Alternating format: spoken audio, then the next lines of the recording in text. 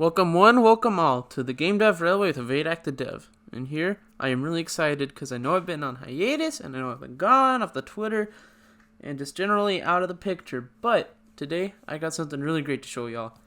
So, actually what I've been working on all this time when I've been gone is actually making a pretty great code base for everything I want to make in the future.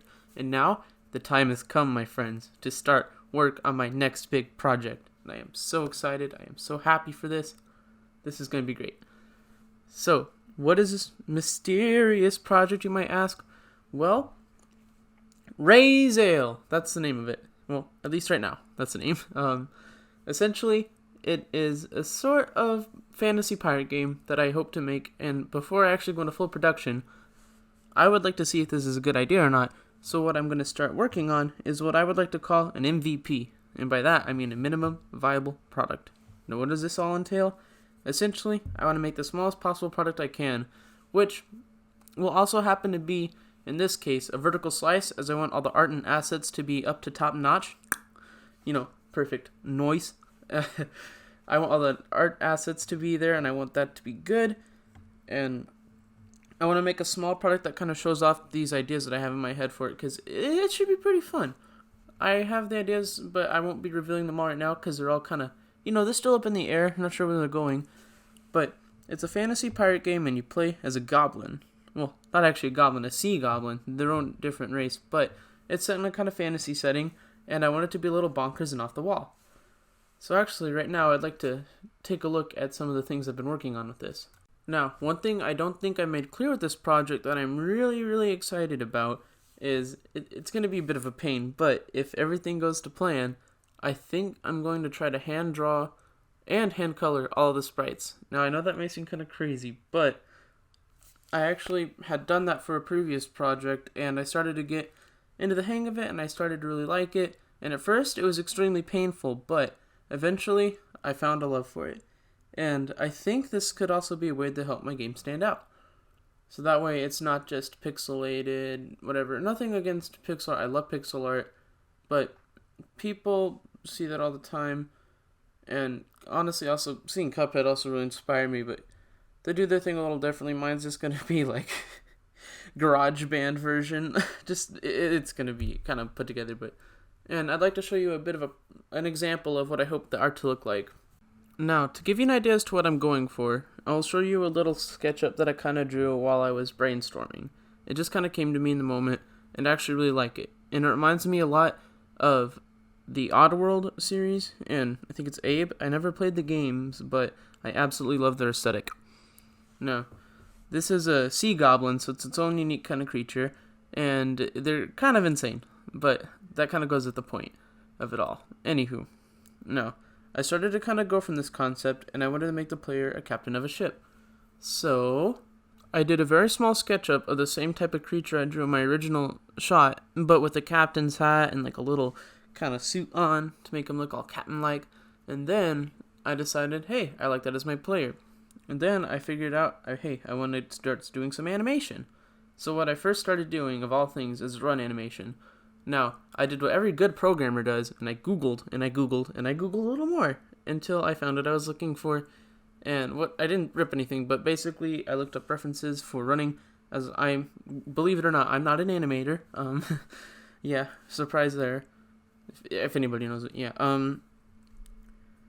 And so I started putting together this kind of little thing here. And so first I sketched it out, and I kind of sketched out the different positions the player would be in during the run. I know, this is all very, very high, fancy techniques.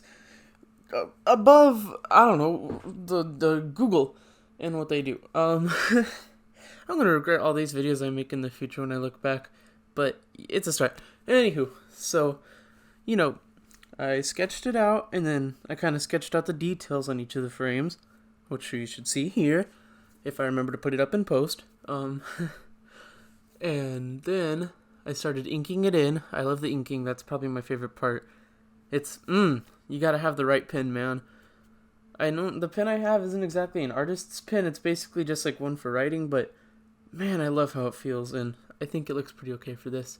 And then I did the final thing, and I gave it a good coloring, and it was great. It was great.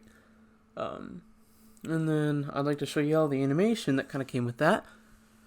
And then I also need to do a standing animation, anticipation animations for like when they jump, all these different fun, not really fun things that are a little painful, but honestly, it's going to be worth it. And I don't know how many characters I'm going to have in this game, but based on how long it took to make this animation, longer than I'd like to admit, maybe not too many, but I'm definitely going to push through, get the work done, and make sure the game is worth something, you know?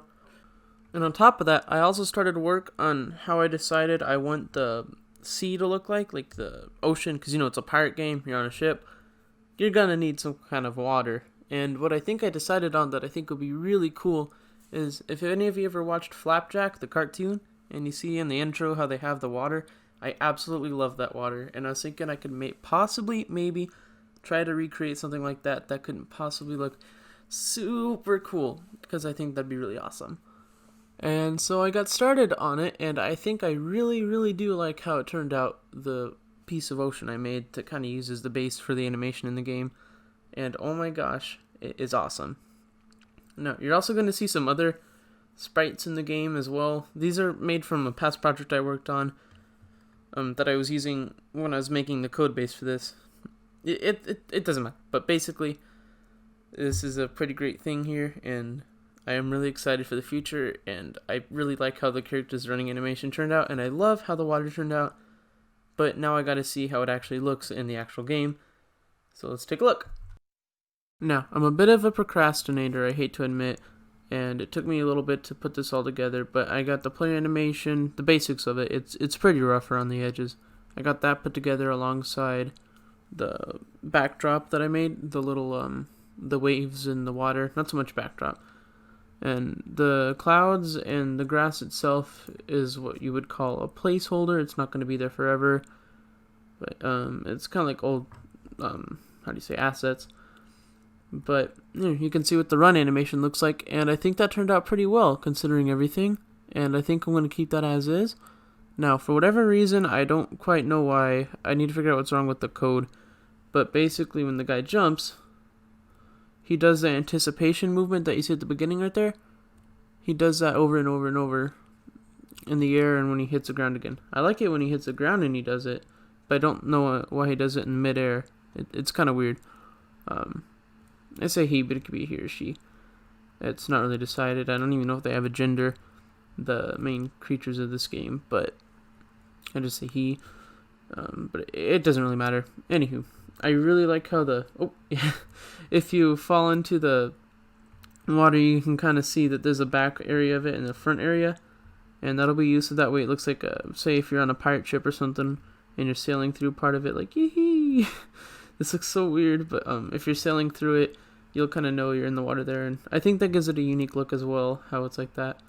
So yeah, this is the work I put together. This is like if you've ever seen Thin Matrix videos before Quillinox, the big old MMORPG that he was originally going to make, and yeah, nothing less to expect from an OpenGL programmer. He's crazy awesome, but just how in his first video he just had a guy walking around in a 3D space. Well, I got a little guy running around in a 2D space.